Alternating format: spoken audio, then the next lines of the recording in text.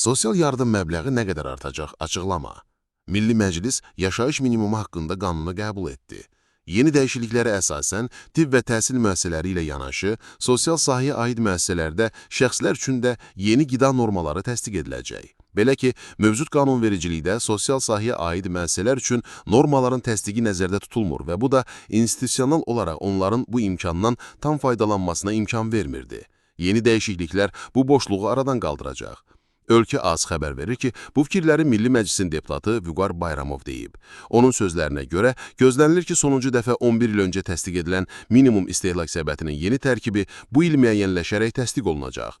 Bu da sözügedən qanunun 3.2-ci maddəsinin tələblərinə uyğun həyata keçirilir. Minimum istehlak səbətinin yeni tərkibinin müəyyənləşdirilməsi, hazırda dəyəri 285 manat olan yaşayış minimumunun növbəti dövrlərdə də artırılması üçün imkanlar yaradacaq. Nəticədə, ehtiyac meyarının artırılması, sosial yardım məbləğinin də yüksəlməsinə imkan verəcək. Çünki o meyar nə qədər çox artırsa, dövlət büdcəsindən sosial yardıma o qədər çox vəsait ayrılır. Bu isə xüsusən sosial dəstəyə daha çox ehtiyacı olan vətəndaşlarımızın sosial müdafiəsinin gücləndirilməsi baxımından vacibdir.